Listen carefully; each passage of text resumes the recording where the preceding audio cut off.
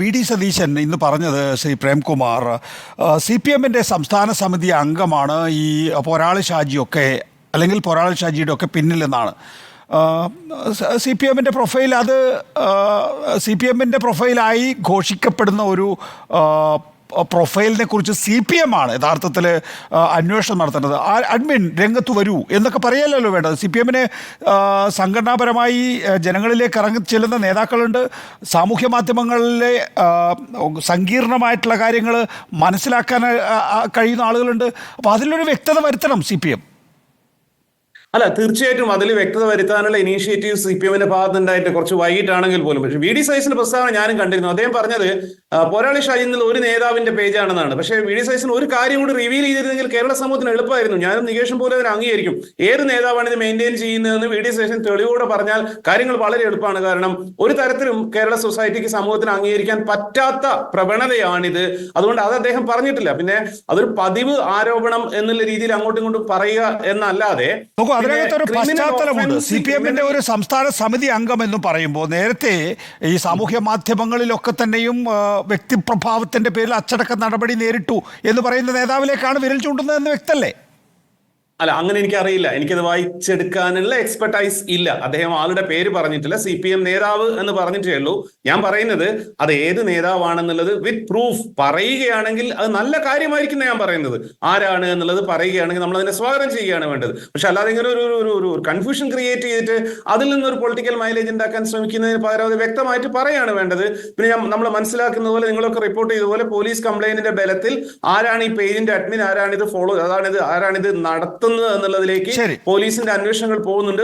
ചുമ്മാ പോലീസിന് അന്വേഷിക്കാൻ പറ്റില്ല. അതിൽ ഒഫൻസീവായ കണ്ടന്റ് ഉണ്ടെങ്കിൽ മാത്രമാണ് അന്വേഷിക്കാൻ പറ്റുക. പ്രവീൺ കുമാർ, അവസാനമായി എനിക്ക് അറിയേണ്ടതുള്ളത്, നോക്കൂ, യു ഡി എഫിനെ സംബന്ധിച്ചിടത്തോളം യു ഡി എഫിലെ ഒരാളല്ല എന്ന് പോലീസ് റിപ്പോർട്ട് നൽകിയ സ്ഥിതിക്ക് ഈ വിഷയം അവസാനിപ്പിക്കുമോ? ഒരിക്കലും പ്രതിയെ പുറത്തു കൊണ്ടുവരണം. ഈ ചർച്ചകളും അതിനുവേണ്ടിയാവണം, അന്വേഷണം അതിനുവേണ്ടിയാവണം, റിപ്പോർട്ടുകൾ അതിനുവേണ്ടിയാവണം. സൗഹാർദ്ദമായി ജീവിക്കുന്ന ഒരു സമൂഹത്തെ വർഗീയ ധ്രുവീകരണം നടത്തി തകർക്കാൻ ശ്രമിച്ച ശക്തികൾ ആരാണെന്ന് യഥാർത്ഥത്തിൽ പൊതുജനമതിൽ കൊണ്ടുവരണം. അതുവരെ ഞങ്ങളുടെ പോരാട്ടം തുടരും. അത് നിയമപരമായും രാഷ്ട്രീയപരമായും. അതിന് എളുപ്പ വഴിയാണ് ഞങ്ങൾ പറഞ്ഞത്. അത് സൃഷ്ടിച്ചവരെ പിടിക്കാൻ സാധിച്ചില്ലെങ്കിൽ പ്രചരിപ്പിച്ചവരെ പിടിക്കുക. പ്രചരിപ്പിച്ചവരെ പിടിച്ചാൽ സൃഷ്ടിച്ചവരെ പിടിക്കാൻ എളുപ്പമാണ്. അതിന് ചെങ്കൂറ്റമുണ്ട് പോലീസിന്. പോലീസിന് ചെങ്കൂറ്റമില്ലെങ്കിൽ കോടതിയിലുമായി പോരാട്ടവുമായി ഞങ്ങൾ മുന്നോട്ട് പോകും. അത്ര തന്നെ. നോക്കൂ പ്രേംകുമാർ, ഇതിനകത്ത് ഒരു കുരുങ്ങിക്കിടക്കുന്ന ഒരു അവസ്ഥയുണ്ട്. ആ കുരുങ്ങിക്കിടക്കുന്ന അവസ്ഥ നോക്കൂ, ശ്രദ്ധിച്ചില്ലെങ്കിൽ വലിയ ആ കുരുക്ക് കഴുത്തിലേക്ക് കുരുങ്ങുമെന്ന് മനസ്സിലാക്കാൻ കഴിയാത്ത പാർട്ടിയല്ല സി പി എം.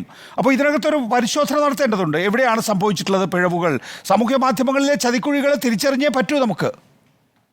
തീർച്ചയായിട്ടും പ്രവീൺ ഇപ്പൊ പറഞ്ഞ കാര്യത്തോട് ഞാൻ വളരെ വളരെ സന്തോഷത്തോടെ അതിനെ സപ്പോർട്ട് ചെയ്യുന്നു. കാരണം ആരാണ് ഇതിന് പിന്നിൽ പ്രവർത്തിച്ചതെന്ന് നിയമ സംവിധാനത്തിലൂടെ അറിയുന്നിടം വരെ ഞങ്ങളുടെ സമരം തുടരുമെന്നുള്ളത് കേരളം സപ്പോർട്ട് ചെയ്യേണ്ട നിലപാടാണ്. യാതൊരു സംശയമില്ല. അത് ഈ കേസിൽ നിർബന്ധമായിട്ടും, കാരണം കേരളം മുഴുവൻ വളരെ ശ്രദ്ധയോടെ നോക്കിയിട്ടുള്ള ഒരു തെരഞ്ഞെടുപ്പായിരുന്നു അത്.